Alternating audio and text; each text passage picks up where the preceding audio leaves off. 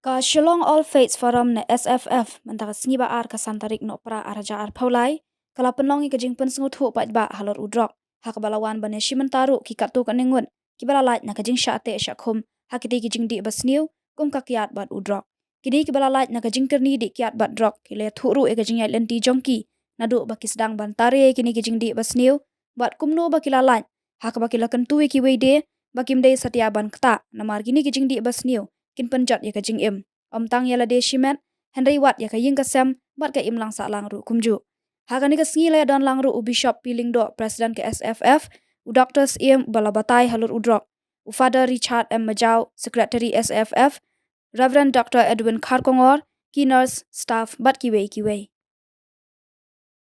I'm a recovering drug addict, by the grace of God, I'm now clean for 1,529 days. That is full and 4 years, 2 months.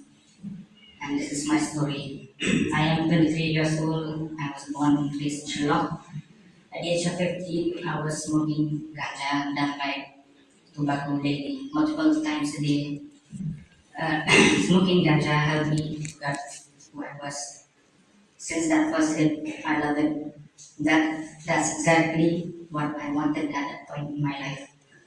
And soon found out that everyone around me was drinking alcohol, so I thought I would try it.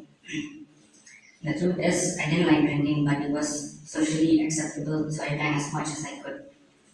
At the age of 17, I began to wonder. I began to realize I was not good at school or sports. So what am I going to do with my life? I was hanging around with the wrong people and started to use heroin for the first time. One of my mistakes was bringing this substance to class to share it with my classmates who has never taken drugs. And it was my fault that I dragged him into it, but I'm grateful he got off drugs before me. From what I remember, it was to be cool to fit in with a certain crowd. As far as I could remember, I didn't fit in with anyone. I wanted to be part of something. I felt worthless from a young age, and that developed into a even lower self-esteem as a teenager. And to be normal, I had to continuously using heroin, ganja, and and every day. Sometimes I would borrow money from people, thousands of rupees, and start manipulating people, family, and friends so I could get the money. Drugs had made my life worse. Sometimes I would find myself awake sleeping on roads, footpaths, buses, and my relationships with my family has gotten worse. I never spoke to them whenever I came home. And the only people I talked to was my friends who were in the same group as me. I had failed almost all my classes. I never attended classes. This made me realize that my life would go nowhere. It made me stressed, and I have no one to talk about my problems. I'm scared, so my only solution was to continue using drugs. And it took me no time to realize that I cannot live without drugs. I had to live with it. It has affected my education, my relationships with my family, and people that do care about me. It has affected me and my family financially, emotionally, physically, and mentally. There was a time I stopped taking drugs by my own, a substitute using other substances. It took me only a few weeks. I relapsed and turned back to drugs. I realized I cannot do it on my own. And in a few years past, my parents found out about my drug use. They immediately took me to rehabilitation that is here in Zambia. And they were so kind, they didn't judge me or hated me.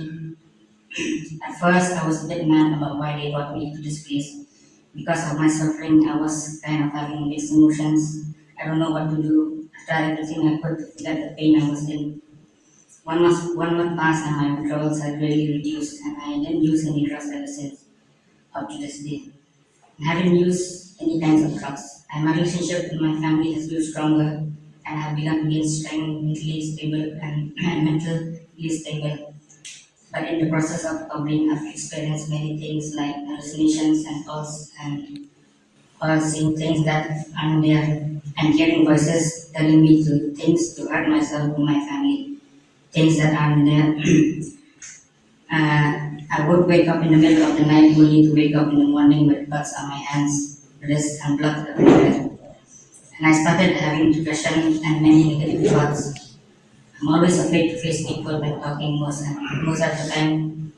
I'm always at home, mostly spending time alone because I always have that feeling people are always watching me and judging me. And slowly I got over it by the help of the doctors and counselors.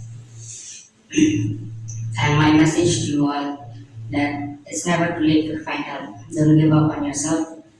Drugs is the evilest thing on this planet. It has killed many people every year, if not treated. If not treated. Yeah.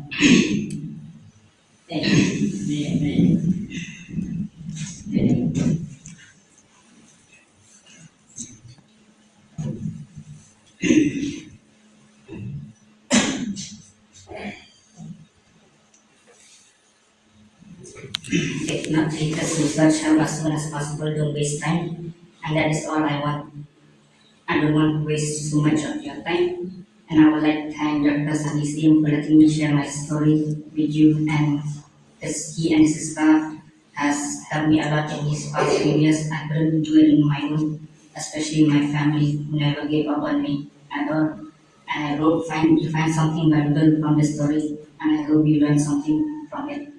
And I hope it helped you, whoever you are struggling with addictions, and for those who haven't used the drugs, remember all the people that has dealt with this problem, and to avoid this is to never take the first shot or the first sip. It will ruin your life as it has ruined my teenage years. Thank you. Drugs, drugs, drugs.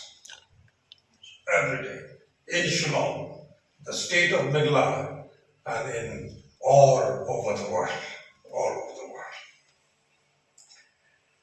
Probably, as Pastor has already said, probably some of you see it with your own eyes and experience it in the locality, in your neighborhood, and perhaps relatives in the family.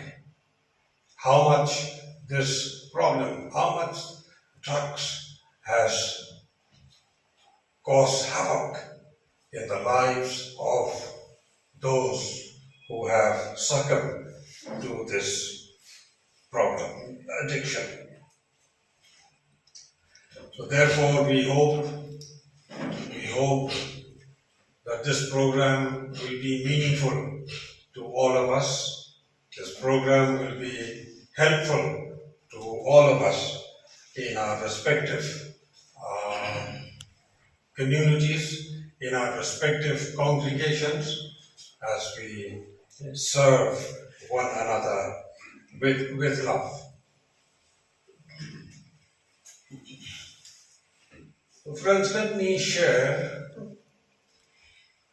2 or 3 things of what I believe. What I believe. Number 1, I believe that we all believe. I hope that is clear. I believe that we all believe. We all believe in God. God who is the creator of all things. The God who has made us, each one of us and all of us, with a body, with a mind, and with a soul. I believe that we all believe in this God. The God who has made us alive, person, with a body, mind, and soul. Number 2, I also believe that we all believe that because God has made us, so we all belong to Him. We all belong to Him. Irrespective, we all are God's people. This is a forum of different faiths, communities. Because He has made us, so we all are God's people. Whether Saint Raj or Saint Kasi, Muslim, Islam, Christian, Hindus, Unitarians, anyway, we all are God's people. Irrespective of nationality, irrespective of race or creed or caste or position in life or anything else. We are God's people in this world, God's world. Our bodies, our minds, and our souls are precious and valuable to God for the purpose that God has made us. See, that's purpose is very important word.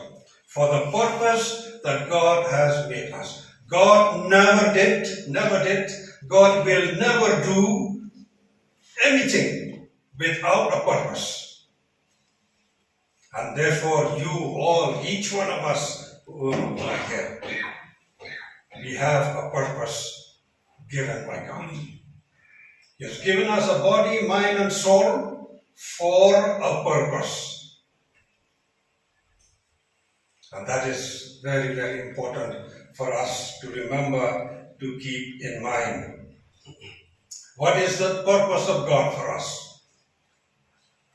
Purpose of God for us different from person to person. So many in the whole world. But for example, few, to name some. The purpose of God for His people. We see doctors, we see nurses, we see technicians, we see teachers, we see priests and pastors, we see administrators, we see what else? Technologists, business people. We see nowadays sports people, sports persons. That's also a gift, a purpose. When I love myself, I will not want my body, my mind, my soul to be spoiled, to be ruined, to be destroyed by anything. I will take care of myself. God has made us for a purpose, and therefore we must love ourselves to fulfill that purpose of God.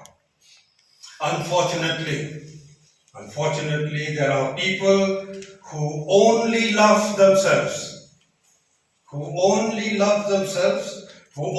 care for themselves, who are selfish, who love only self, who only want to satisfy, who only want to please their bodies, their emotions, their feelings, without caring for what God has made them.